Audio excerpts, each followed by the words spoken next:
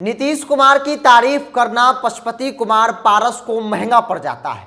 चिराग पासवान ने न सिर्फ पशुपति कुमार पारस को बेइज्जत किया बल्कि अपने ही चाचा के साथ गाली गलौज करने लगे। दरअसल ये गंभीर आरोप पशुपति कुमार पारस की तरफ से लगाया गया है। चाचा और भतीजे के बीच जो खाई है, जो दरार है, जो 36 का आंकड़ा देखने को मिलता है, उसका सबसे बड़ा कारण चिराग पासवान का बिहेवियर है। क्योंकि आमतौर पे जो भी लोग चिराग पासवान को छोड़कर पार्टी से बाहर जाते हैं, चाहे वो परिवार के सदस्य हो या फिर पार्टी के नेता हो, सबका एक कॉमन आरोप होता है कि चिराग पासवान की तानाशाही रवैया किसी को पसंद नहीं है। जिस तरीके से चिराग पासवान पार्टी के अंदर तानाशाही व्यवहार लोगों के साथ करते हैं, वो कहीं से भी सही नहीं है। यहाँ तक कि चिराग लोगों के साथ, अपने परिवार के सदस्यों के साथ, चाचा के साथ, जो गार्जियन स्वरूप है, उनके साथ भी बदतमीजी करते हैं। और इसीलिए आज की तारीख में कोई भी व्यक्ति चिराग पासवान के साथ खड़ा रहना नहीं चाहता है।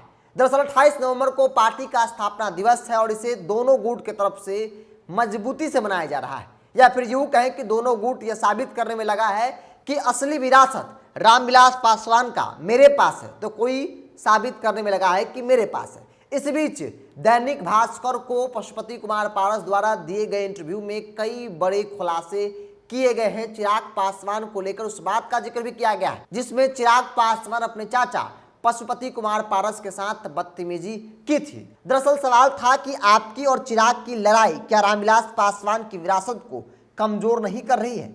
चाचा भतीजे की सुलह में आखिर दिक्कत क्या है? तो पशुपति कुमार पारस जवाब देते हैं कि चिराग ने मेरे खून को गाली दी है, एक जन्म क्या 7 जन्म में भी उसे मैं माफ नहीं करूंगा। मैं रामविलास पासवान जी की असली वारिस हूं, उनकी विरासत को बहुत मजबूती के साथ आगे बढ़ा रहा हूं। सवाल है कि इसमें गाली वाली कौन सी बात है? तब पशुपति कुमार पारस इसका जवाब देते हुए कहते हैं कि एक समय था जब मैं नीतीश मंत्रिमंडल का सदस्य था, यानी कि नीतीश कैबिनेट में मंत्री था। सरकार के पाठ होने के चलते एक बार मैंने मुख्यमंत्री नीतीश कुमार के कामकाजों की तारीफ कर दी तो चिराग पासवान मुझ पर भड़क गया, मुझे पार्टी से बाहर करने को लेकर धमकी देने लगा। बोला मैं नीतीश को हटाने में लगा हूं और आप तारीफ कर रहे हैं। मेरे खून और आपके खून में फर्क है और ये बात मुझे बुरा लग गया।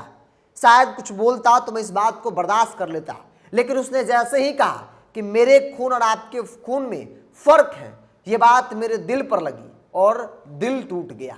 और यही बड़ी वजह है, जो दल टूटता है तो जुट जाता है, लेकिन दिल टूटता है तो वो जुटने की संभावना भी नहीं होती है। और इसी दिन उसी वक्त हमने उसे जवाब दिया कि आज के बाद ना तो मैं तुम्हारा चाचा हूं और ना ही तुम मेरे भतीजे हो, कोई पारिवारिक रिश्ता हमारे तुम्हारे बीच नहीं है। और उसी दिन हमने तय कर लिया था कि किसी भी हाल में अब चिराग पासवान से कोई रिश्ता नहीं रखना है। एक जन्म क्या 7 जन्म में भी पशुपति कुमार पारस चिराग पासवान को नहीं अपना सकता है। तो चाचा भतीजे के बीच की असली लड़ाई विरासत की दिख रही हो, लेकिन इसके पीछे का सबसे बड़ा कारण चिराग पासवान की बदतमीजी कह सकते हैं इसे, क्योंकि जो आरोप लगाए गए हैं उस आधार पर तो यही कहा सकता है। अब ये आरोप कितना सही है कितना गलत ये चिराग पासवान बताएंगे, लेकिन ये आरोप न सिर्फ पशुपति कुमार पारस की तरफ से लगाए गए बल्कि इससे पहले भी प्रिंस राज, जो चिराग पासवान के छोटे भाई हैं, उन्होंने भी इस बात को कबूला था कि सभी के सामने चिराग भैया ने चाचा को, जो पिता समान है, उनको बेइज्जत किया था और घर से बाहर करने की धमकी भी दी थी।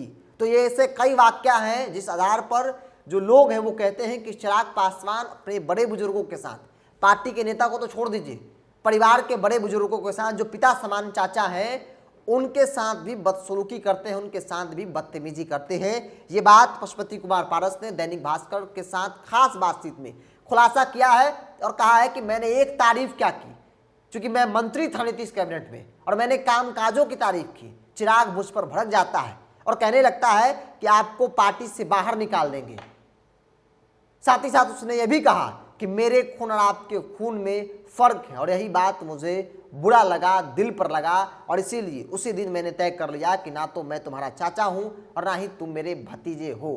किसी भी हाल में जो चाचा भतीजे का मिलना है वो संभव नहीं है। बहरहाल आपकी क्या राय है? आप अपनी राय को कमेंट्स बॉक्स में रखिए। अगर आप मेरे चैनल को यूट्यूब पर देख रहे हैं तो सब्सक्राइब कर लीजिए, फेसबुक पर देख रहे हैं तो पेज को लाइक और फॉलो कर लीजिए।